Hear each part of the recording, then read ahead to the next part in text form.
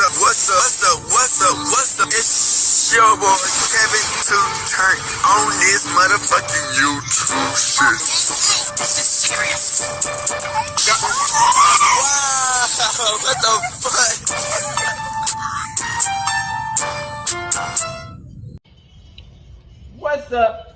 fuck? What's up? It's your boy. Can't tell me do shit. Hey man, we are lit, eh? Ninja team, man, turn. Today, it's motherfucking day. Straight here outside, big crib. Out here in the dangle. Northside shit, man, crib shit, man. Hey man, I hope y'all enjoyed this video, man. Make sure you like and subscribe. Each day is a new day to be a free Palestine, free Congo. Russia, do your thing, and Texas, stand the fuck up, man. Hey man, each day is a new day to be a better version of yourself, man. All we can do is get better and better. Never give up, man. Always go hard in the paint, man. Hey, time is moving by quick, man. We can't fall for the BS, man. Make sure y'all like and subscribe these videos up, man. Time is moving, man. It's moving hella quick, gang. And just, if you don't wake up to see what's going on in times, y'all gonna be lost behind, man, because the shit is moving, man. Make sure y'all like and subscribe, and let's get to this batch. Free Palestine, come to as a Hebrew Israelite, man. As a real Jew, let's get to this bitch. Alright. Today, it's a motherfucking day. Straight here outside, big crib. Hey man, send me out here, man, in the game. Man, this shit is wild, man. So y'all know 1090 Jake, man. Y'all know 1090 Jake. So 1090 Jake, man, has some issues. You dig what I'm saying?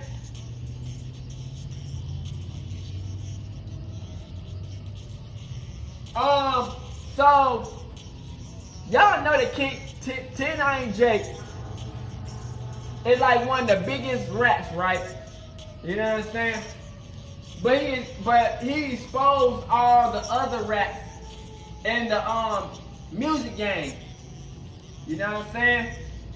So the thing about 1090 Jake, man, he exposed nothing but black people fucking up. You know what I'm saying?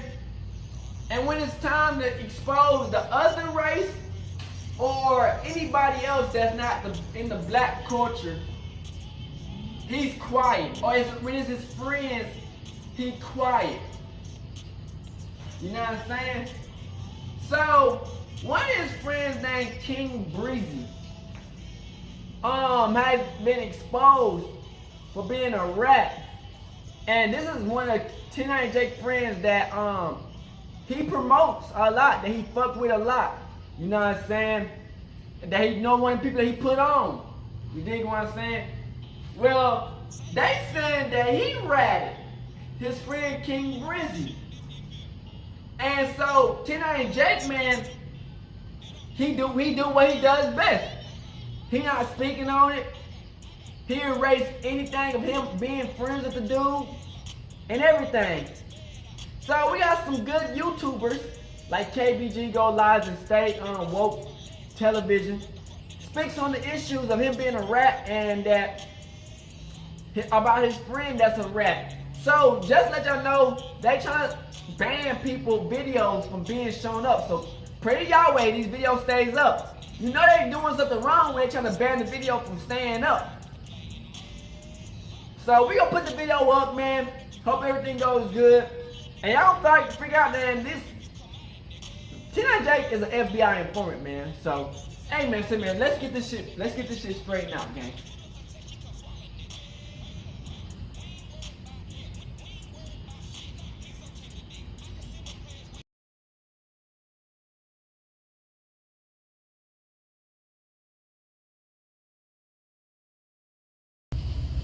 What's up? Shout out to KBG Goes Live. We all know 1090 Jake is one of the biggest rats out here, bruh. But let's get it, man.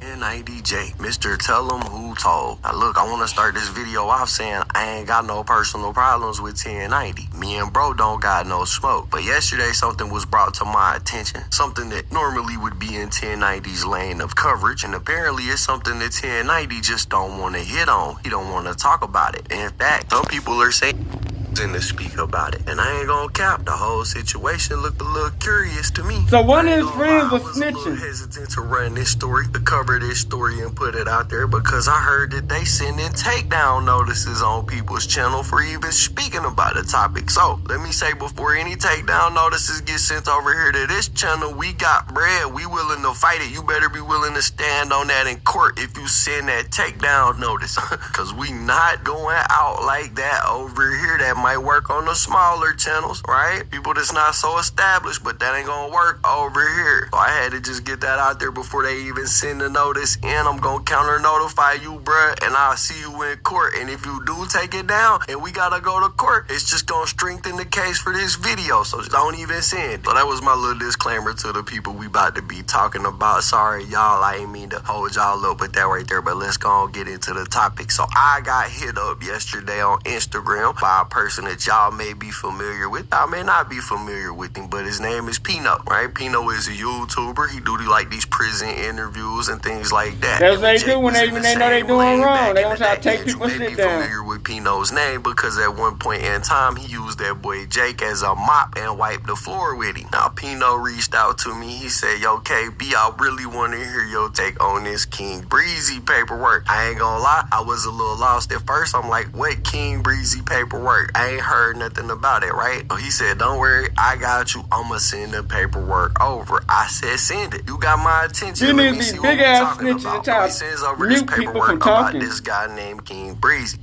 The girl you see right there, that's the girl that he testified against. He signed a proffer agreement, which means that he agreed with the state to willingly testify against all defendants in the case. Her name was named in the case. Her name is Florence. They've been ducking it. 1090 been ducking it. He deleted all the pictures of him and Brizzy. He also deleted the Brizzy interview and all the clips he had of Brizzy on his channel. But they ducking the fact that he not addressing it. Like, you want to expose every other rapper for snitching, but not the rapper that's close to you. Shit ironic as how the you expose rappers for snitching, and the only rapper that you promote, the only rapper you ever did an interview with, the only rapper that you with till 2 o'clock in the morning in the strip club, ratted in 2 different cases, like full In two different cases? But that's all the paperwork right there. That's all the paperwork you really need, honestly. But he got more paperwork out there, and the interrogation and body cam footage has already been FOIA requested, so that's gonna be coming soon too. Interrogation and body cam footage has already been FOIA requested, so that's gonna be coming soon too. So there you go. That's the message that I received. That's what Pino said to me about it, and he did tell me that he's not the one that dug this information up. The guy who actually dug it up is a dude named Byron Blake. He got a YouTube channel called Byron Blake, and he's the one that made the original video about this and kind of exposed this paperwork. Shout out to Byron Blake. Y'all go subscribe to his YouTube channel. And apparently he's the one, like I said, that put this out, and they sent a takedown request over to him, removing his video from the platform. Now, King Brizzy is like 1090 Jake's best friend, right? He's a rapper. These two clicked up way back in the day. 1090 was running interviews with him on his channel. In fact, I think it was the first interview with anybody that he ever ran on his channel was with this dude, and they real tight. Now, with music, was music something you were doing early on, or was this something that came? 1090 gotta be an informant. It came with me getting locked up. It's also alleged from a witness that Eddie Powell was at a hookah lounge parking lot, and this witness said you walked up to him and more or less said, "What's up, Chico?" I guess Chico was his nickname. And the witness says you opened fire. He ended up dying at the hospital. So that was the murder charge that you ended up getting picked up for? Yeah, that was the murder charge that they allegedly tried to arrest me on. But, first off, I don't know what the hell them people was talking about, point blank, period.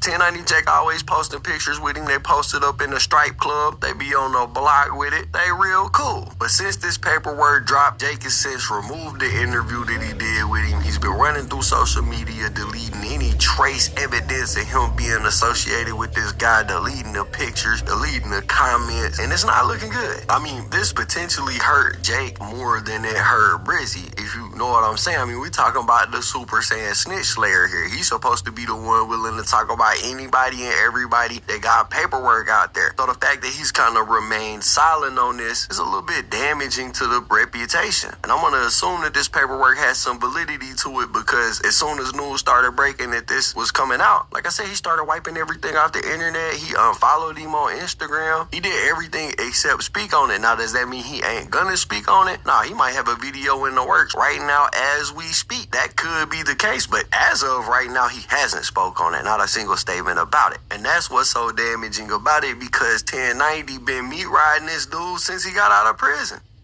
Now, I had to put on my black and my gold for this video specifically because I'm going to be introducing y'all to King Brizzy. Now, if you was at Lancaster, when I was at Lancaster, there's no fucking way you ain't hear about Brizzy, period. I don't care what gang you was in, what affiliation you had, you heard about bro, because bro is making the compound shake. Brizzy was stabbed coming into the dorm.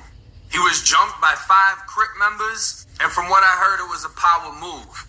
They knew the position of power that Brizzy held on that compound, and they believed getting rid of him You would can't trust dismantle nothing this everything white else. Bobby Hill be saying, I bro. want y'all to understand He look the like type a of fan. person His name is Jake. Brizzy is. This man is a warrior. So with all of that laid out, the connection between 1090 and Brizzy explained to you guys, we are going to go ahead and jump into some of the paperwork. But before we do, y'all just got to keep in mind where this paperwork came from. I got this from Pino, which is arguably 1090's biggest op. Now, when I looked over the paperwork, the names match up. King Brizzy's name and his real name on this paperwork, they match up. And everything does seem to look legit on the surface, right? I got no reason to believe that it's not, but keep in mind that this did come from 1090's biggest op, and he does seem to be pushing this pretty hard. I mean, he hit me up, and I checked around these YouTube streets. I'm not the only one he hit up. He hit everybody up. If you was semi-popping, Pino was trying to send you this paperwork. Now, that doesn't discredit the paperwork. It doesn't make it not valid, but just know there is an underlying narrative that may be trying to be pushed here, because Pino and 1090 got history with each other, right? I mean, to the point where 1090 even put some paperwork out claiming that Pino has snitched. So I'm trying to look at this whole thing unbiasedly, look at the fact, and just deliver y'all the story based on what I'm seeing and reading. Alright, so to move on into the paperwork, what we got is these documents right here that basically lays out a crime that was committed allegedly by King Brizzy, right? Or Brizzy. I mean, look, I'm not sure. I've heard people say King Brizzy, King Brizzy. It's whatever. I'm just gonna call him either or. But it details a robbery basically that took place in which this King Brizzy dude was allegedly involved in. Now, on page 1, we got all of the information that kind of summarizes what's going on the facts and procedural history. And you can see the first paragraph basically says that he was arrested in 2011 on a charge of home invasion and robbery. That was in May of 2011. Then in June of 2011, the state basically filed official charges against him, and they had amended the charges from home invasion to first-degree burglary or robbery with a firearm. And with that charge being amended to what it is, it meant that he would have to serve at least a 10-year minimum mandatory sentence, right? So he was looking at a lot of time for this. But in this third paragraph is the really important part. We can see it says on January 17, 2012. So like 8 months later or something like that, it says, pursuant to a proffer of testimony, the defendant entered into a negotiated agreement which provided an pertinent part that the defendant would plead as charged to the offenses and waive all prior credit for the time served in exchange for a 48-month Department of Corrections sentence followed by 24 months of state probation. There was no boot camp, and Brizzy would be required to testify truthfully against his co-defendants when called to do so. Alright, so a proffer agreement, which is what it said he took, is basically just a written agreement between the government and whoever the government is charging with the crime. And the agreement in most cases basically says that that person is going to provide the government with useful information about whatever case they're working. Right? So it says that he took a proffer That agreement, nigga biting and it says all on that the he cheese. agreed that he would testify truthfully against any co-defendants that he had in this case. Now, in regards to what all took place, there's actually a probable cause affidavit that was filed with it, and it was sent over to me, and it gives a description of the crime that was committed as told by the police officer who was writing this report. So to kind of give some insight as to what Brizzy was supposed to be testifying about. So it says right here that this police officer of Fort Myers was dispatched to this address, which I blurred all of that out for privacy reasons, responded to a call about a robbery taking place. He met with the victim, and the victim told him that he was inside his home and that someone had knocked on the door, and that as soon as he opened the door, there was an unknown Hispanic male standing in front of him wearing a black shirt and pants holding a blicky.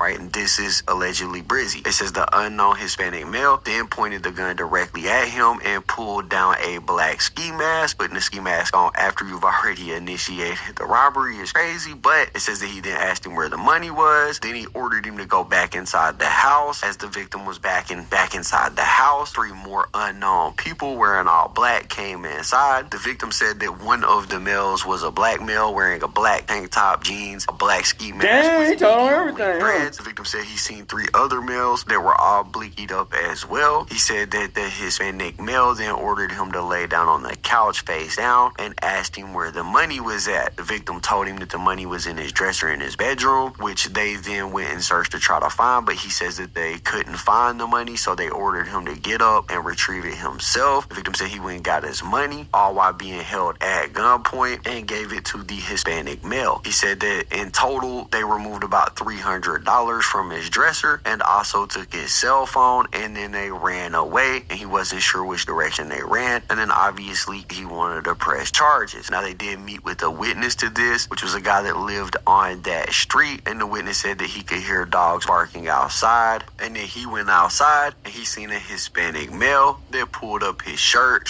that showed a gun tucked in his waistband. The witness said that he quickly went back into his house. After a few minutes, he heard yelling and went back outside and said that he observed several people enter the residence, and that he also witnessed them come running back outside the residence headed north. He said that he actually began to follow these dudes but lost them because he ended up getting injured, so he told a neighbor to call 911. Alright, then they ran into another witness who said that he was riding his bike when 2 males came onto the street he was on, and that one of them was Hispanic and the other was black. He said that the Hispanic male had a brown paper bag as well as the blicky on him. He said that the Hispanic male then began to drop property, and that the black guy was picking up the unknown property, trying to keep up with it. And he said that he seen these 2 guys run into a wooded area. Now, the police actually arrived on scene, and they had a K9 with them. They began to set up a perimeter and also started to try to track the area where they believe that these 2 guys were at. Now, the K9, I guess, followed their trail until it ultimately led to a house, and I blocked that out again for privacy reasons. They made contact with the people inside that house, and everybody in the house said that they had not seen anybody suspicious in the area. The police officer started to speak to the person who owned that house, let her know that they were trying to locate several suspects that were involved in this crime, and then he said basically,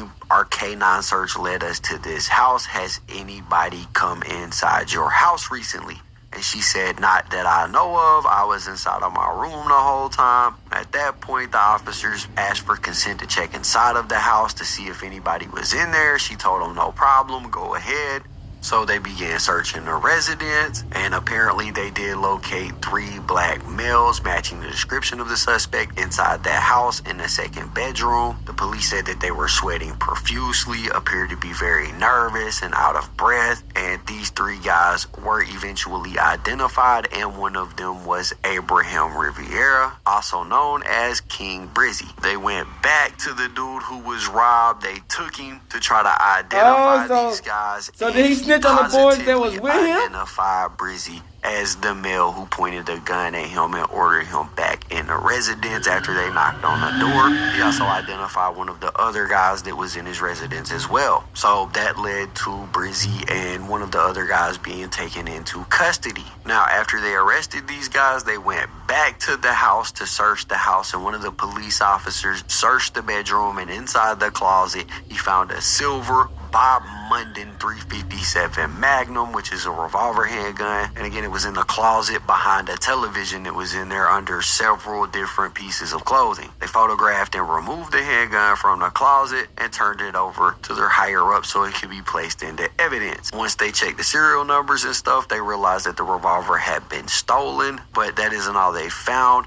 During the search, they also located a brown and pink Victoria's Secret handbag that had a watch in it, some scales in it, things like that. Those were also entered into evidence. That person waived his Miranda rights and told the police that him, King Brizzy, and some other dudes went to this house in order to steal some money and some weed. He told the police that Brizzy went to the victim's door to make contact with him, and that the rest of them basically acted as lookouts while he was knocking on the door. Now, Brizzy also made a statement after he was read his Miranda rights, and he said that he was at the house in the backyard with these three guys. He told them, all right, guys, let's do this. He said that they rushed the victim, but he said that they did not have a gun and only implied that they had a gun, that, you know, it wasn't an actual gun. But he admitted to making the dude lay down on the couch, and he admitted that the other guys were with him. This is what led to them being charged with home invasion robbery with the firearm. Now, in that document, we seen that the witness said he couldn't identify Fields, but in the statement that Brizzy gave to the police officer, he did positively identify Fields. In the next couple of pages of this, we basically got the plea agreement he took, all of the things that he's got to, you know,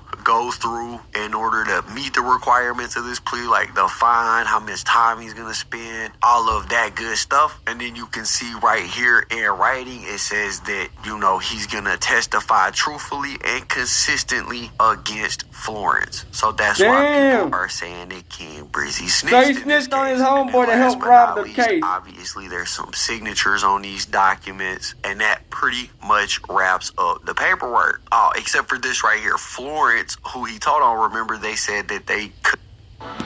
Right here, Florence, who he told on, remember they said that they couldn't get the witness to identify, so they really had nothing against her. It was a female, by the way. Pino also sent me this screenshot of her being charged with this crime, being sentenced for this crime, so she did in fact get arrested for this, and I have to assume best that friend was based King off of Brizzy the snitched on the statements nigga Brizzy that was made. with her. Again, With this him. was sent to me by Pino, but the original person that made the video, put the paperwork out there, was this dude named Byron Blake. He got a video up on his channel right now. Hopefully they don't take that down, where he goes over like another case that King Brizzy was involved in, where he allegedly gave another statement to the cops. But it's interesting, isn't it, how 1090 Jake built, you know, this whole platform based off of exposing rappers. Shoot, not even rappers, just people in general, including like hood fishing, right? I covered it on the channel, how he was trying to expose hood fishing for snitching. But this dude that you got standing beside you in all these pictures, this dude that you keep shouting out on your community tab, you keep telling people to go tap in with his music, he a stand-up guy, an outstanding member and all that. It turns out that he got the same type of problems as the people that you trying to expose, but you don't want to say nothing about it. Instead, you just unfollow him, you try to disassociate with him. Why not put his paperwork out there and speak on it too, since that's apparently your whole gig, right? So my stance on this whole thing is the names match up, right? Brizzy's name is the name that's listed in this paperwork. My stance is there wasn't no picture of Brizzy in here. It's got his date of birth. I couldn't verify his actual date of birth. He ain't said it nowhere. As far as I could tell, it's just the exact same name. Does that mean it's not him? No, this very well could be him. I'm sure that this Byron Blake dude did his research and put this paperwork out because he knows who and what he's talking about, right? But my opinion on it is, don't expose everybody else in the world, and then when somebody close to you has the same type of situation going on, try to play it cool and be silent about it. Go on, do the same thing to him. Go on, put his paperwork out there too, you know? And again, Jake may end up making a video about this. He might have one in the works right now. Who knows? But that's the paperwork. That's the story. That's what's going on right now in these YouTube streets. Y'all gotta let me know what y'all think about it in the comments down below. Anyways, that's basically is definitely feeling the pressure right now. Bro went from being the Osama bin Laden of rap snitch YouTube to slowly having the walls of his pudgy empire closing in on him. Once one of the forefathers of this online era, publicly exposing rappers for giving statements to police officers, 1090 Jake just got seriously exposed for doing the same behavior that he preaches against. Multiple times within the last year, legitimate paperwork has surfaced on him and left a crazy stain on his content reputation. With this most recent snitching allegation clearly putting major pressure on him, from lawyers calling him out to his hypocrisy to even his fans harassing him to the point that he had to turn off comments on his IG post. We have to talk about the astronomical rise and the eventual crushing downfall of 1090 Jake, the head honcho of snitching, man. We're gonna tap in right now. Before we do, I'm gonna need you to like, comment, subscribe. FBI Informat, make sure y'all check out the merch link in the description at StaySafeWorld.com. You already know what's going on. And tap in the notification gang so whenever I post, y'all tune in right away, man.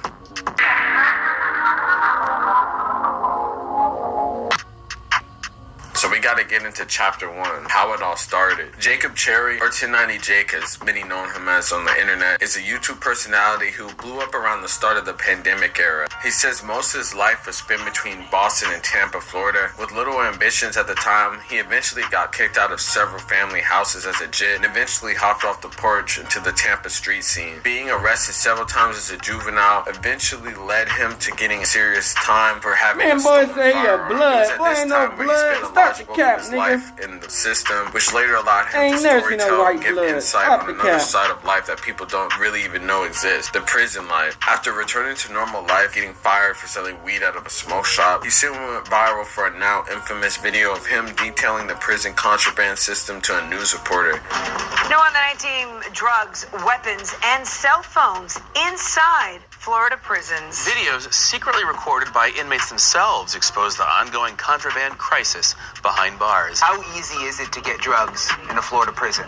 Every single compound I hit, there was all types of drugs on there, whether it's prescription pills, Molly, some spots it was cocaine and meth, but nothing more common than K2. Jacob Cherry, a former inmate, posted the videos to YouTube. 1, 2, 3. Officers are diligent when they search inmates, but sometimes it's the officers bringing the drugs and cell phones inside.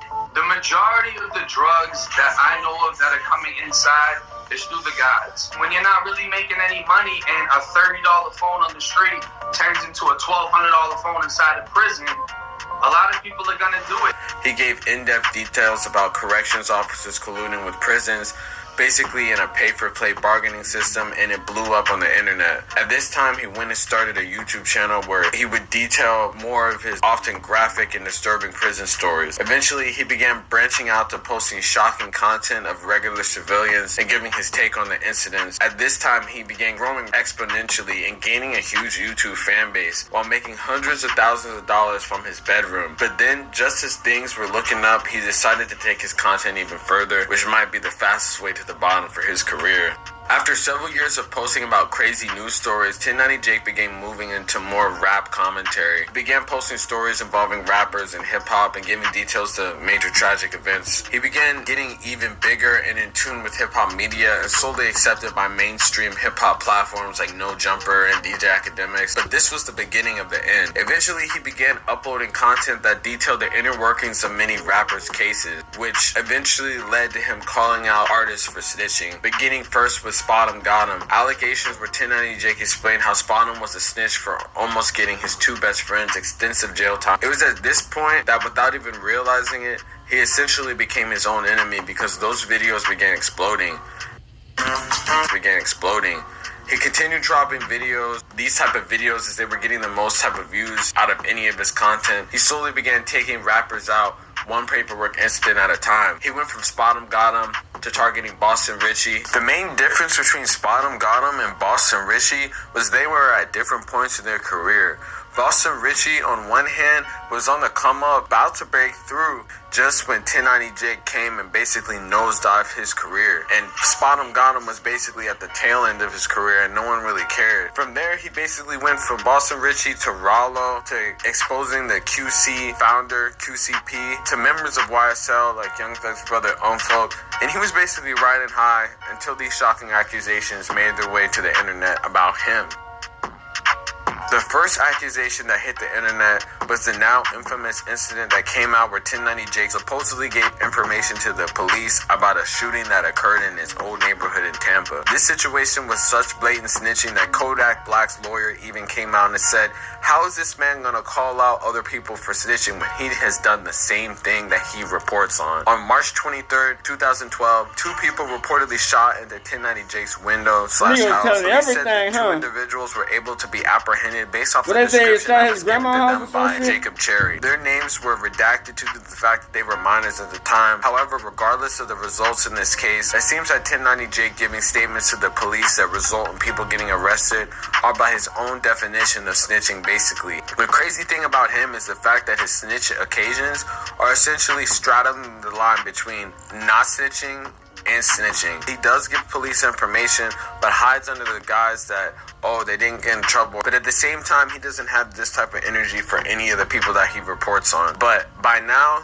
you've probably heard about the biggest snitching incident that seems like is actually affecting him. Before this incident, he was able to sort of reason his way out of getting accused of being a snitch and still remain relevant. However, now it seems that the heat is catching up to him. His own homies at No Jumper posted his paperwork and it went viral. Meanwhile, he took the time to limit his comments so people wouldn't see the hate that he was getting over his most recent incident. The incident in his question was none other than his prison snitching allegations that occurred when he wrote a grievance to his warden over being unfairly treated by corrections officers. The incident in question was related to corrections officers basically forcing him to give a fabricated statement by threatening to beat them up. However, the snitching part that many felt was the final nail in the coffin was the fact that he was naming another inmate in this incident and accused him of attacking him. As a normal civilian, this wouldn't really matter, but in his case, where any amount of information giving is considered treason to the streets, many people who were once his fans, for instance like King AK-47, basically said that it was bogus for him to speak out and give those types of information.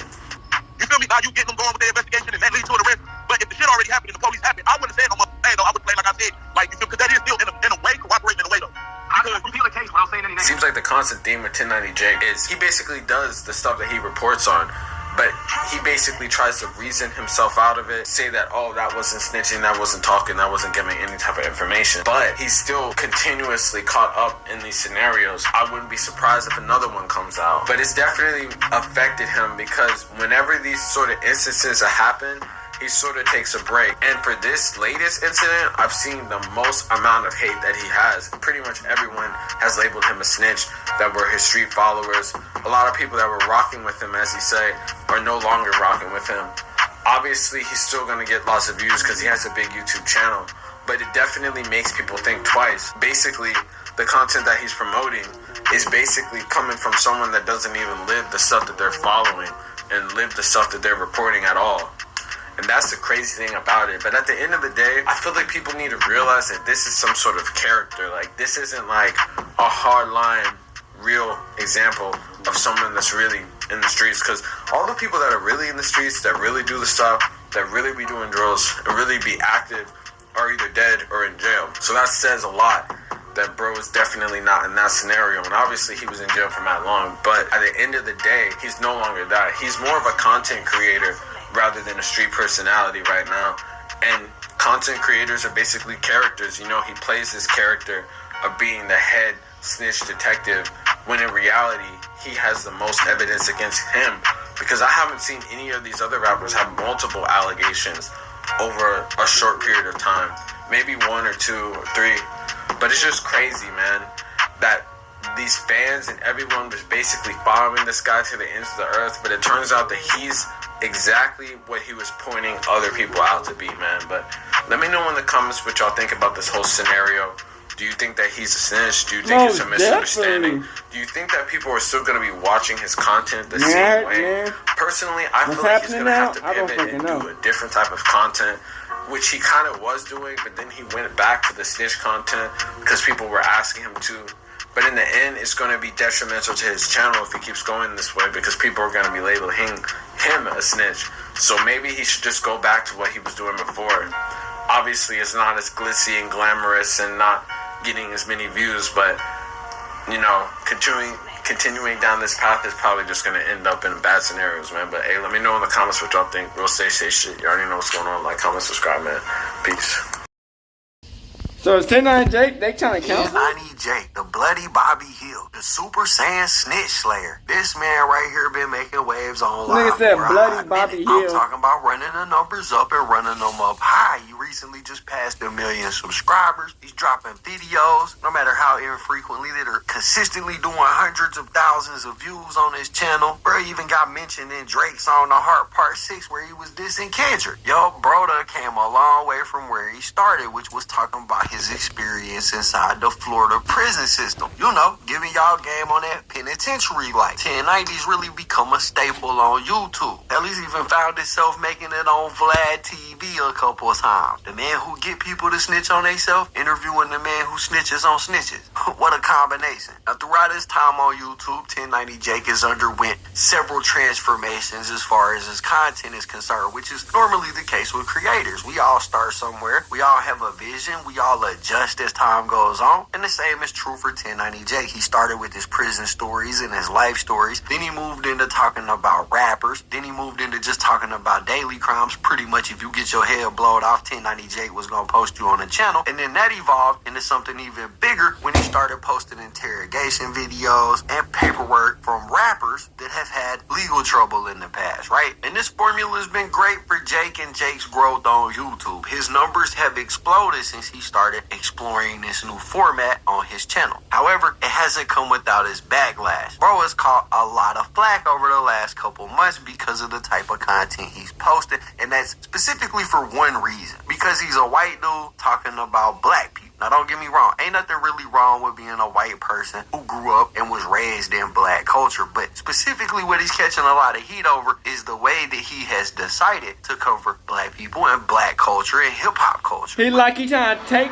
Cover black It's like he trying to take black us out, but culture don't and say nothing hip-hop about the culture. white people. Because he didn't do it in a way that would uplift the community in any type of way. Instead, what he did was he found this specific niche where he would file freedom of information requests with different counties and different judicial systems where he knew rappers have been in trouble, and he would file these freedom of information requests on any cases that he knew that they had. This resulted in him getting a bunch of paperwork and a bunch of footage of rappers from those cases. And he struck gold when he noticed that if he found a rapper that had cooperated with police in any fashion during any of their cases in the past, he could post that on his channel and do hundreds of thousands of views. Now, on the surface of this, it's not really as bad as it seems, because what he was doing was picking rappers that were supposed to be gangsters. They portray this image of being gang members. They portray this image of being tough guys from the streets. And he would find cases from these rappers. He would find paperwork that showed that they allegedly cooperated at some point. And that's how he would put his story together. It makes sense on the surface because you're kind of exposing people that are selling people a lifestyle that isn't real, right? You're projecting this image of being a person you're not onto the youth. So 1090 Jake exposing these dudes who are supposed to be gangsters but actually cooperating with police behind closed doors isn't really the problem. In fact, I think with most of those videos, he does a good job. But I think the problem that 1090 Jake has ran into is that he's been filing these freedom of information requests. He's been getting the footage and the paperwork of these rappers, and it's been working for him great. But what he's probably finding out is that these freedom of information requests oftentimes more than not end up just being declined outright, which means even if you have information about a rapper being arrested and you know all the details about the case, even though you know that, just because you file the freedom of information doesn't mean you're going to receive anything about that case. FOIAs get declined all the time. So in a nutshell, there's only so many rappers that you can do this to before you start to run out of rappers to do this to. And like I said, when he first started, wasn't really a problem with nobody. They were like, oh, look at so-and-so rapper, supposed to be a big gang member, actually cooperated. Get a couple chokers off of it and move on, right? Right. So things were all good when he was doing that. But here recently, 1090 Jake has decided to,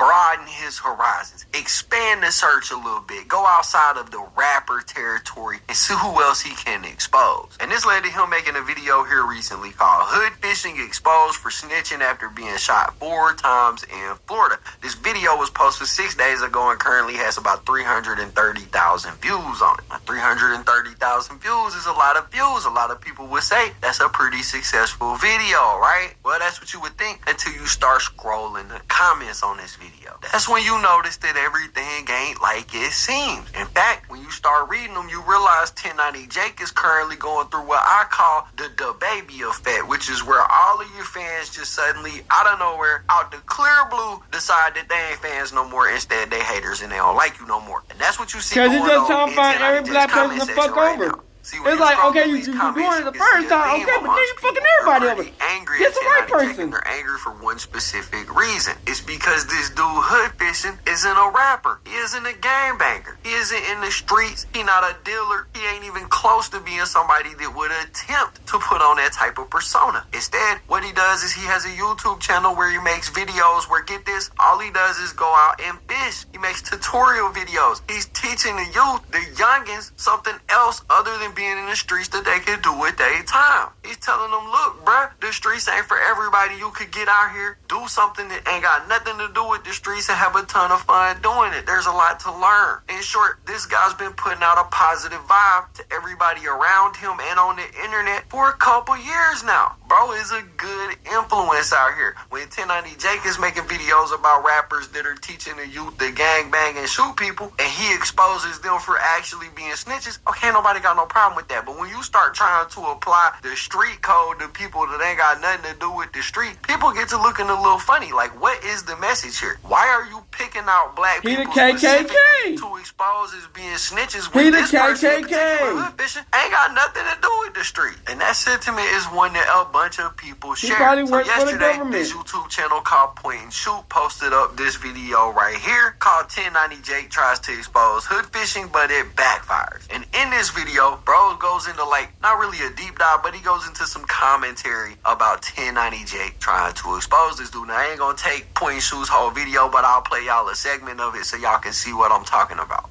He goes into this video and he goes in on 1090 Jake, pointing out some hypocrisy in his videos, pointing out some hypocrisy in things that he has said, and also questioning what was the point of exposing somebody who ain't got nothing to do with the street. And the sentiment across his video is that this dude is on to something, right? Like, he's justified in calling 1090 Jake out. Here, I'll play y'all a little bit of it so y'all can see. So 1090 Jake has recently made a video about this Florida-based fishing YouTuber by the name of Hood Fishing and called him out for being a snitch. The guy he's exposing for snitching is not a gang member. He's a YouTube fisherman who is successfully making a life for himself away from the streets and is a tremendous positive influence for young people in Florida. So let me just explain really quick what happened. So the guy got shot. I guess his name's Ra. He got shot. He was in the wrong place at the wrong time. He got grazed by bullets, and then he explained what happened. And this was years ago. This is like 10 years ago.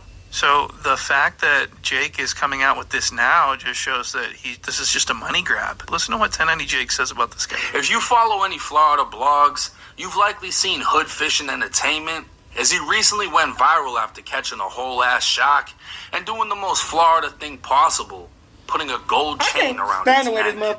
Rod took his shirt off saying he was shot in the back while running, showing he'd been grazed by a bullet. Rod said his friend was possibly hurt but couldn't provide the address to where the shooting occurred. Rod would say he didn't have problems with anyone, but people he knew had problems with them and vice versa. Now, did Rod snitch?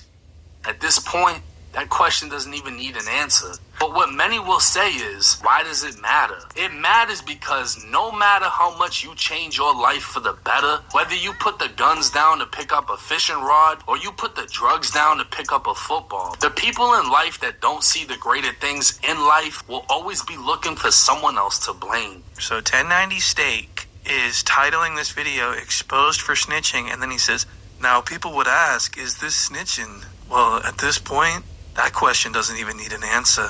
Because even if you change your life for the better and don't participate in the street life, people are gonna find a way to tear you down and call you a snitch, which is exactly what I'm doing right now. Now, so he says that this guy's past is the reason why he's being called a snitch. First of all, no one's calling him a snitch except for 1090 Jake. I want to point that out. But listen to what he says in the same fucking video. He says that this guy was never a part of the streets and it never applied to him. Listen to this. The only thing he needs to do is get far away from Fort Myers. He's found his own lane, and I guarantee you will be unaffected by his past since he really didn't change his life around. He never lived that life to begin with and always had a dream to make it out the hood. Okay, so he never lived that life. He never even needed to change his life because he was never in anything. But for some reason, you're making a video about him, about being a snitch? From the video about him, about being a snitch? That doesn't make sense. In one part of the video, he says, it doesn't matter if you change your life or not, you're always going to be a snitch. And then a couple minutes later, he says, he was never in that life at all. That's the craziest part. I mean, how stupid and bloated could someone possibly be? So, bro, point and shoot is calling 1090 Jake out.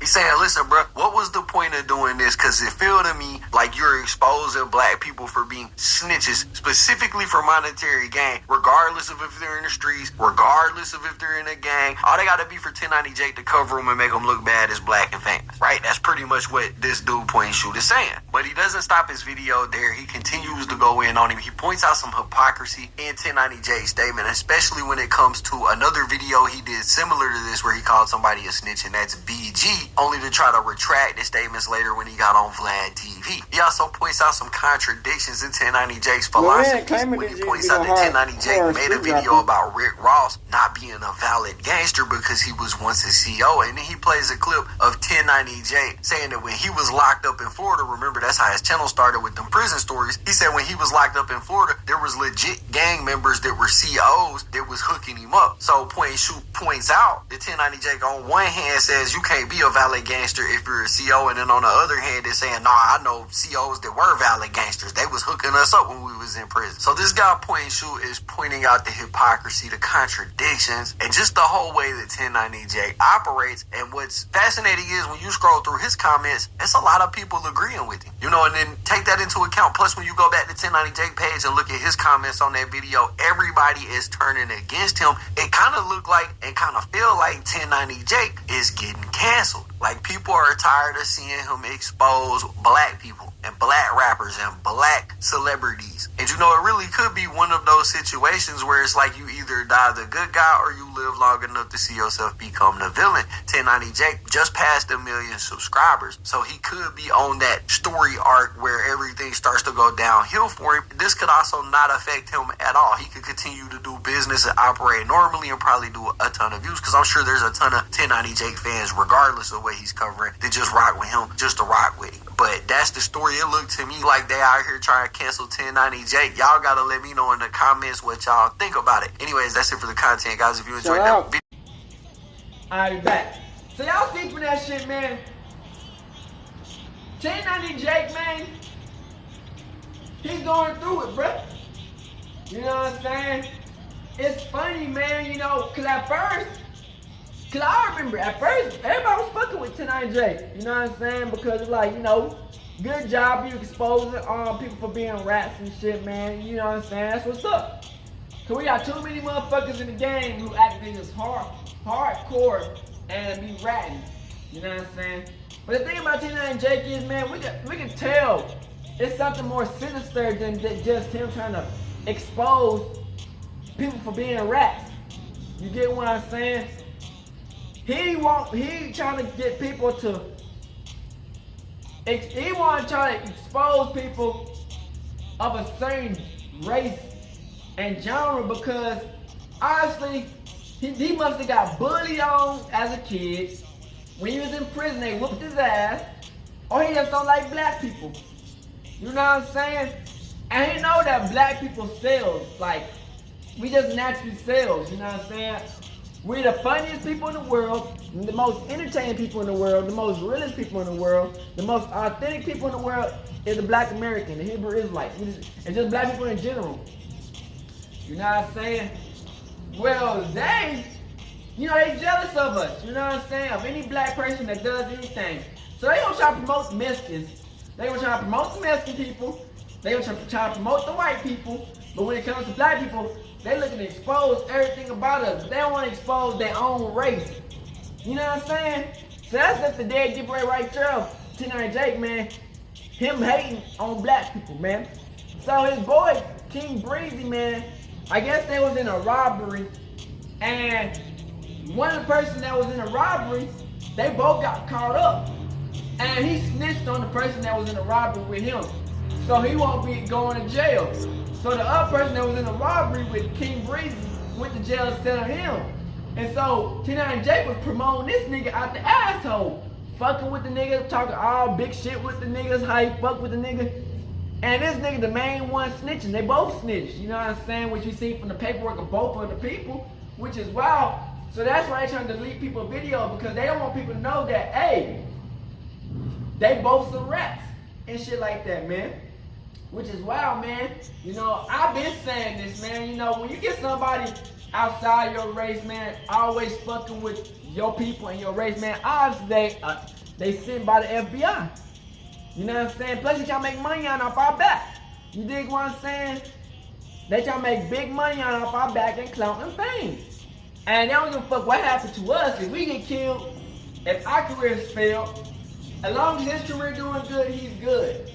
You get what I'm saying? And that's why we gotta stand up for our people, man. And stop letting these other motherfuckers come into our race and fuck us over and not going back at them. You dig what I'm saying? Because they real good at putting us down and don't say shit about their people. You dig what I'm saying? But being black people, and count myself, we fucking with.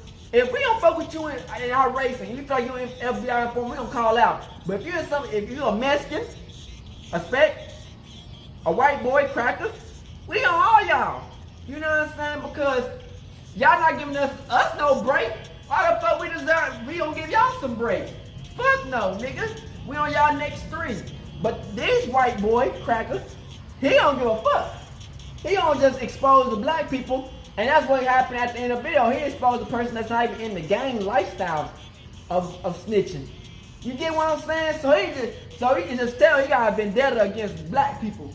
And that's what we're trying to expose this motherfucker for being a racist towards us and give him our fucking culture. You know what I'm saying? Go fuck with the white people. Stop acting like you're part of us and trying to be like us the whole time, just trying to infiltrate us and take us out. You dig what I'm saying? Stop that shit. Stop trying to act black when the whole time you want to take us out the fucking paint, you white boy.